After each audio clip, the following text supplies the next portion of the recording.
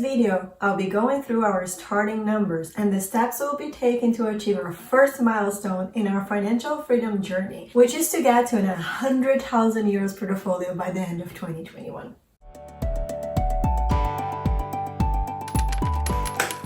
Hi there, I'm Isa and welcome back to our Beats and Bobs. In this channel, we talk about our financial freedom journey and we share with you all of our learnings and mistakes, tools and resources we used along the way. In this video, we'll be talking about our starting point numbers and how we hope to achieve an 100,000 euro portfolio by the end of 2021.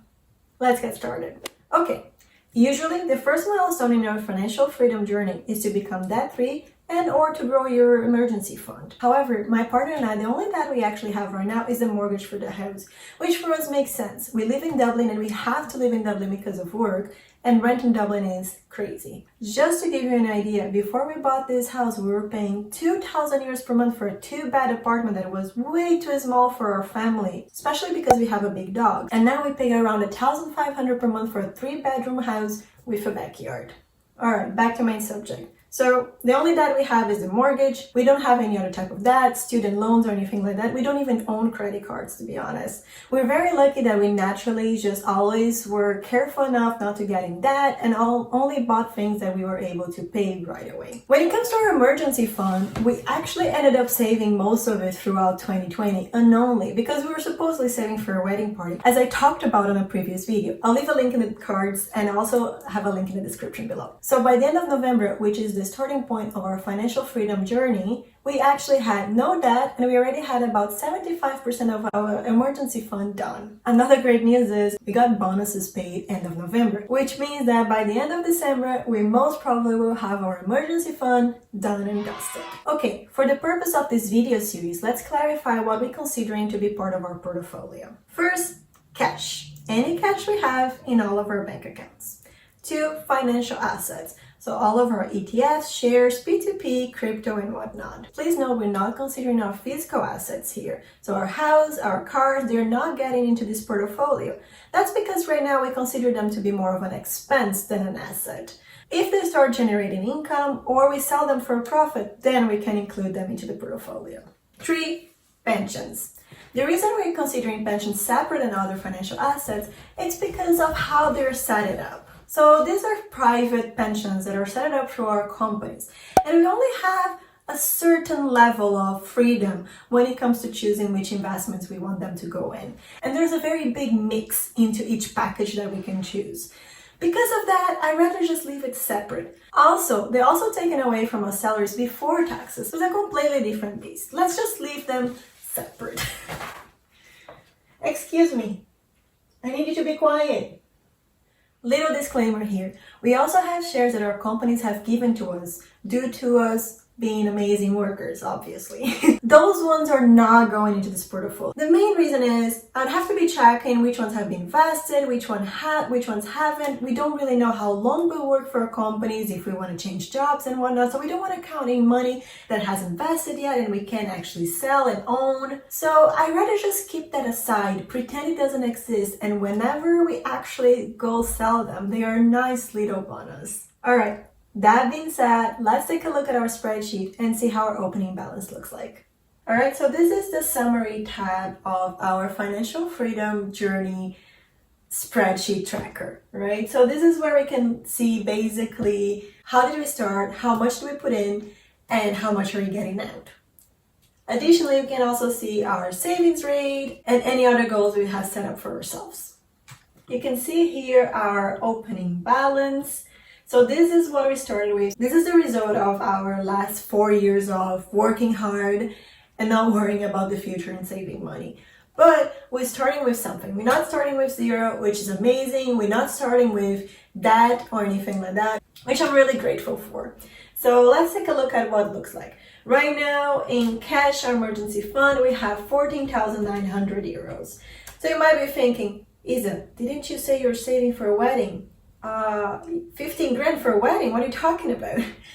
Guys, we were getting married in Portugal, okay? Wedding parties there are much cheaper than in other parts of the world, including Ireland. In Ireland, the average is around 30,000. It's mental.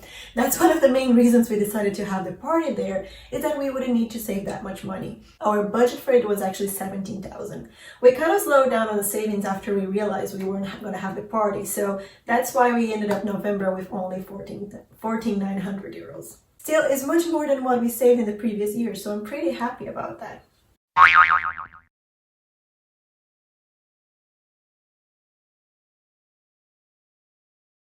Pension-wise, between the two of us, we have over 47,000 euros. To be completely honest, my share in this is only about 9,000 and everything else is actually coming from John. He has done a much better job than me when it comes to saving for retirement.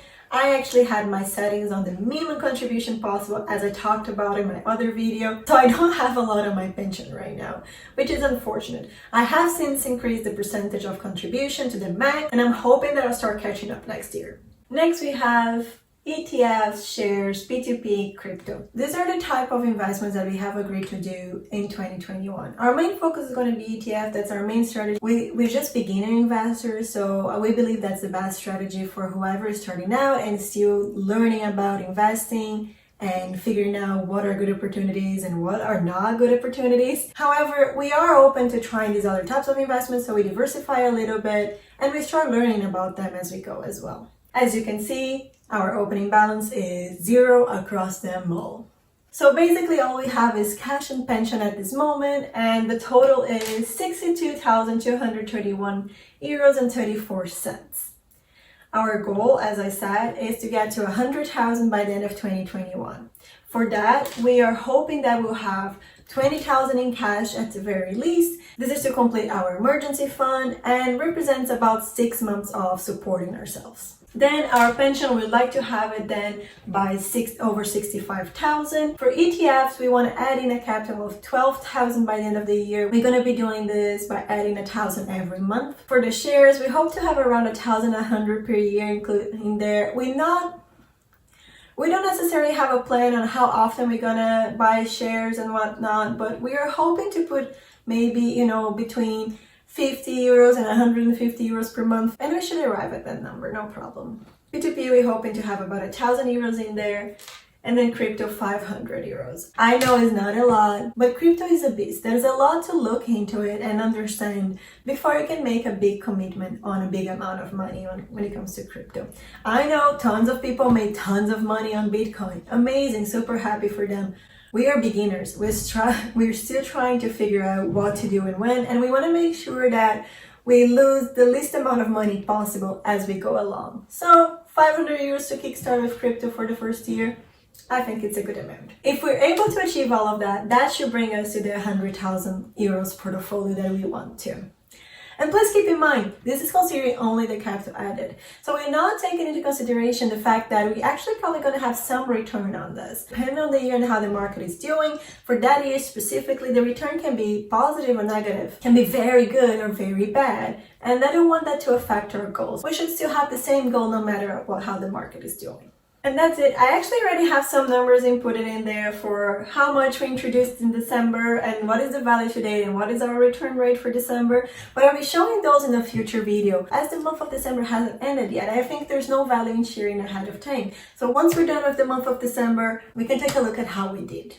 Another thing that I'm tracking in there is also our saving rates. As you can see right now, we're doing really well. We were saving about 62% of our income. However, like I said, I haven't finished inputting all the expenses we incurred during December, so that number might change, but so far it's looking really good. And as you can see here, little spoiler, we actually add 5.76% of our financial independence journey. And yes, given we're not considering the returns at all, it might be super easy for us to actually achieve this goal, which is fine. This is supposed to be the easy level. We're just starting off. We're starting level 0. You don't start playing a video game at level 10 or something. We should start easy, get used to it, get better at it, and then start leveling up.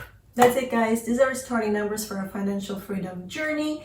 By beginning of January, I'll be sharing how we did for the month of December and so on. So if you guys would like to actually keep track of how we're doing and what we're doing to achieve it, please hit that subscribe button and like this video. I really appreciate you guys. Also, let me know in the comments below, what are you doing to achieve your financial freedom and how do your numbers look like right now? Thank you so much. Have a good one. See you next time.